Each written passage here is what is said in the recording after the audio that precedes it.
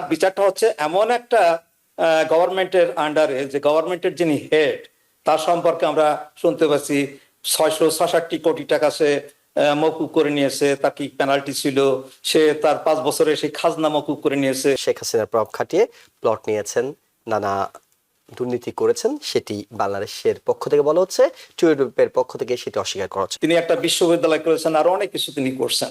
হ্যাঁ, তার আমলে এই টিউলিপ সিদ্দিকীর মানে তার নিজের জন্য না, তার মা এবং ভাই বোনদের জন্য তার খালাকে জোর করে একটা প্লট নেয়। বাংলাদেশের একটা করাপ্ট সরকারের সাথে তার আত্মীয়তা এবং তার এই যে আর্থিক লেনদেনের সম্পর্ক, এটার ফলে তার পলিটিক্যাল কেরিয়ারটা আবার ব্রিটেনে এস্টাবলিশ করা আমার কাছে মনে হয় অনেক কঠিন।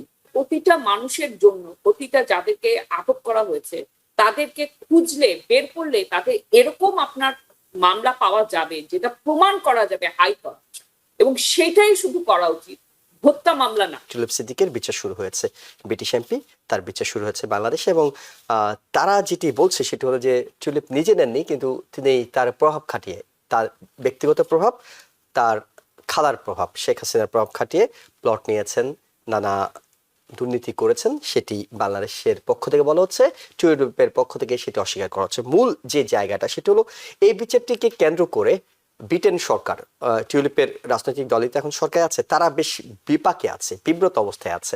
তারা প্রকাশ্যে কিছু বলতে পারছে না, কারণ এটি অন্য দেশের বিচার ব্যবস্থাপনা, সেটি নিয়ে বলতে পারছে না। কিন্তু টিউলিপ আমরা দেখেছি নাটকীয়তা তৈরি করার চেষ্টা করেছিলেন। ডক্টর মোহাম্মদ ইউনূস যখন লন্ডনে গিয়েছিলেন, তার সঙ্গে দেখা করার জন্য চিঠি দিয়েছেন, নানা বিবৃতি দিয়েছিলেন।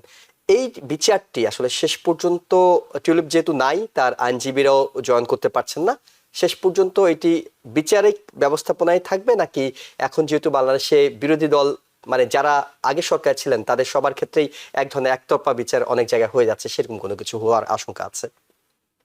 টিউলিপ সিদ্দিকীর ব্যাপারটা বাংলাদেশে তার বিচার কার্য শুরু হয়েছে।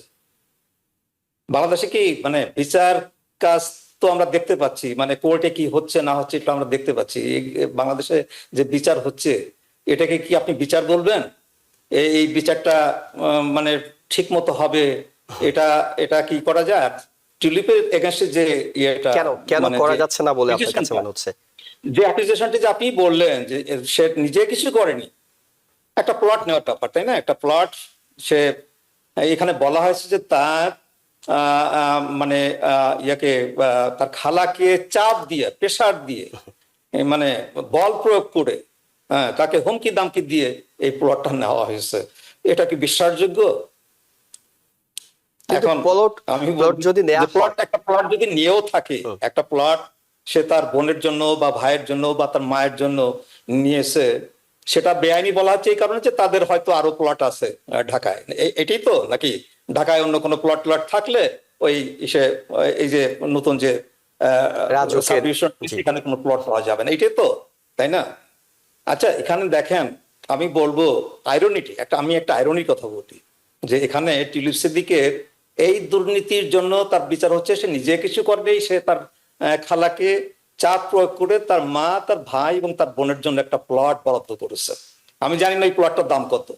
হ্যাঁ, এবং তার বিচারটা হচ্ছে এমন একটা গভর্নমেন্টের আন্ডারে, যে গভর্নমেন্টের যিনি হেড, তার সম্পর্কে আমরা শুনতে পাচ্ছি 666 কোটি টাকা সে মকুব করে নিয়েছে। তার কি পেনাল্টি ছিল?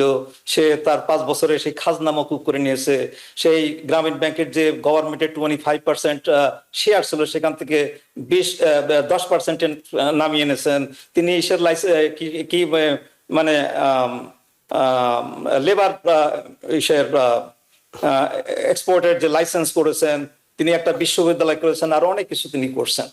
হ্যাঁ, তার আমলে এই টিউলিপ সিদ্দিকীর মানে তার নিজের জন্য না, তার মা এবং ভাই বোনদের জন্য তার খালাকে জোর করে একটা প্লট নেয়ার এসে, আমি এটা এটা কি বলবো, মানে এই বিচারটা একটা মানে প্রহসনের বিচার। এটা ইটস নট গোয়িং এনিওয়্যার।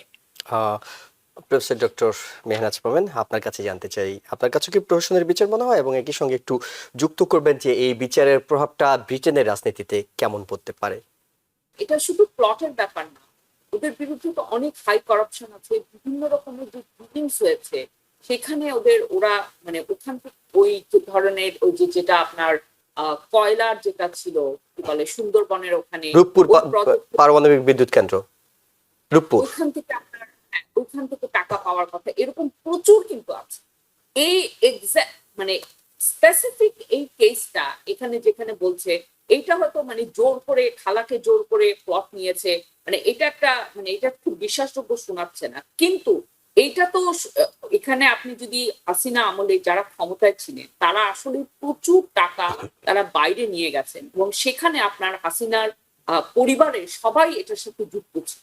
তো এখন আমি যেটা বলবো যে যেটা ডক্টর ইউনূস সরকারের ব্যর্থতা, যে এই যে হাসিনা আমলের যত আপনার যারা নির্বাচিত ধরেন এমপি ছিলেন যাদেরকে ধরা হয়েছে তাদের বিরুদ্ধে হত্যা মামলা দেওয়া হয়েছে।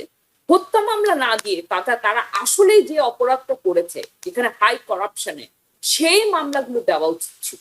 এবং টিউলিপ সিদ্দিকীর এক্স্যাক্টলি এই মামলাটা হয়তো প্রমাণ করা যাবে না বা এটা কিভাবে প্লট নিয়েছে এক্স্যাক্টলি কতটা সেটা আমি জানি না, কিন্তু হাই করাপশনের অনেক অনেক আরো অনেক নজির আছে।